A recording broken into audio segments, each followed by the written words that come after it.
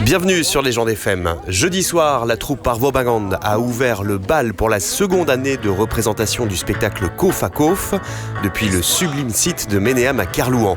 Une pièce de théâtre en plein air qui retrace l'histoire d'un dancing dans le pays Pagand des années 30 à nos jours. On a installé bien sûr les 3 scènes sur lesquelles on va pouvoir jouer le spectacle. Il y a le musicien en direct, Jackie Bouillol et Yvan Etienne. Ensuite, il y a une grande scène avec les décors du théâtre, du petit bistrot qui, dans les années 30, va devenir ensuite un dancing, une boîte de danse après la guerre 39-45 et aussi une boîte de nuit plus tard. Donc c'est ce qui se passait à Plouguerneau, mais ça c'était un peu partout pareil.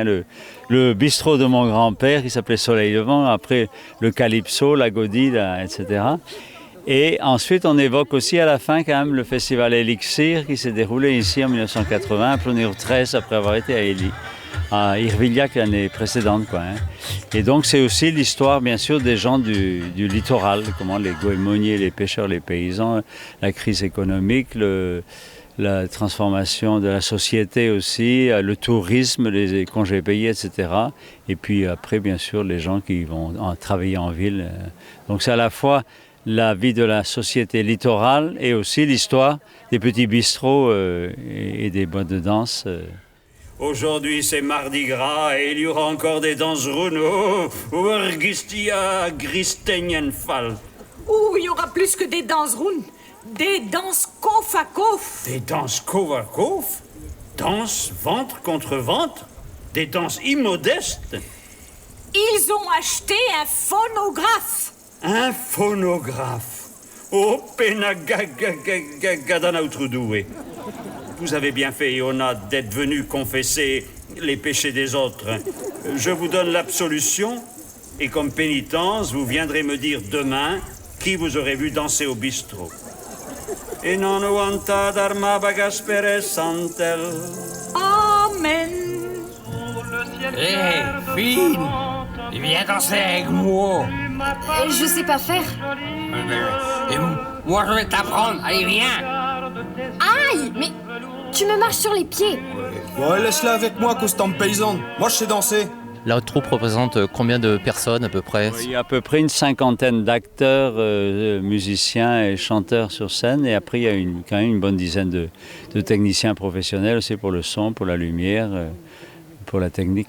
Pour la petite scène, bien utiliser les 2 escaliers. On vous en a mis 2, pareil, équilibrer les groupes.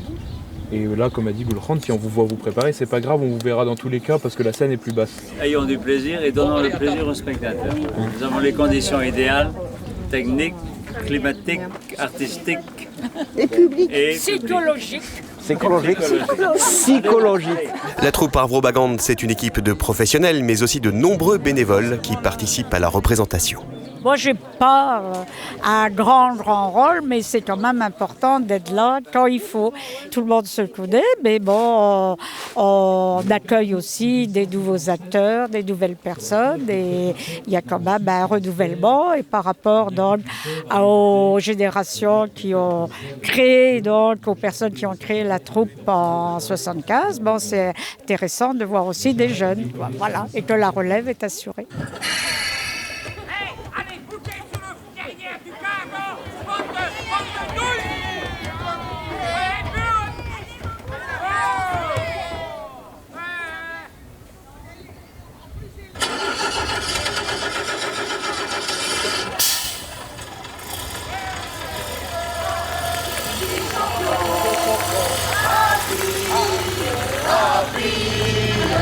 Réaliser un spectacle d'une telle envergure en extérieur nécessite un dispositif technique impressionnant et une coordination sans faille, comme nous l'explique Egarek Carvela. Il y a donc 3 scènes sur le site, donc une petite, une principale et une scène pour les musiciens. Donc voilà, avec des lumières un peu partout, donc qu'on a commencé à installer lundi dernier. Donc il faut 2 jours de montage en lumière et 1 jour en son, et avec une soirée de réglage lumière mardi soir avant la répé générale du mercredi. Voilà, donc un gros dispositif quand même, avec une bonne équipe technique aussi derrière pour installer tout ça. On travaille pas mal avec de la LED, voilà, parce qu'avant on était que au trad, donc ce qui consommait un peu plus d'énergie. Là on est au LED, donc ce qui permet de mettre beaucoup moins de projecteurs traditionnels. Derrière moi là il y a les ordinateurs qui envoient les bandes son, donc les voix et les musiques. Ici il y a Nicolas au son qui lui mixe, donc qui envoie sur les enceintes, qui mixe entre les voix, la musique, les musiciens. Et ensuite il y a mon poste là-bas, tout au bout c'est la lumière du coup. Voilà, donc on est 3 en régie cette fois-ci, des fois on peut être 4, parce qu'en son ils peuvent être 3. Et voilà, après j'ai un collègue qui est là en secours si jamais il y a un problème derrière, qui intervient quand je lui demande, et puis voilà, parce que moi je peux pas trop bouger, et qui intervient aussi pour le son s'il y a un souci sur le son. Donc voilà, donc c'est disposé comme ça, et puis après il y a du monde derrière aussi pour tout ce qui est les changements de décor. Voilà, donc ça grouille pas mal en fait autour des scènes, et derrière comme devant. Qu'est-ce que tu es en train de lire ? Midsummer Night's Dream. Hein ? Le songe d'une nuit d'été de Shakespeare. Shakespeare ? Montre. Acte 2, scène première. Une clairière moussue dans un bois près d'Athènes. Il fait nuit, la lune brille. Obéron, roi des elfes, entre par une porte et Puck, un lutin, par une autre.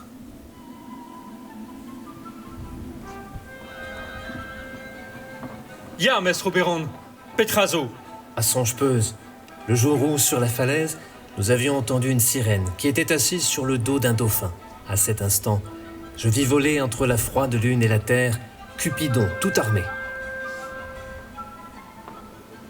Il décocha de son arc une flèche d'amour. C'est un Sarcarantès.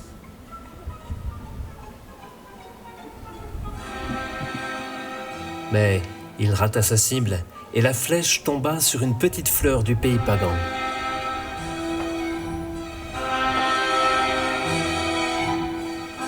Les filles l'appellent pensée d'amour.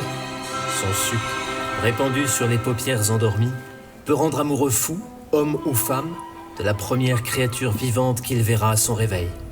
Va me chercher cette fleur. Mets-la sur les paupières de Bi. Pérac. Mets-la, je te dis. Quand il se réveillera, il m'aimera.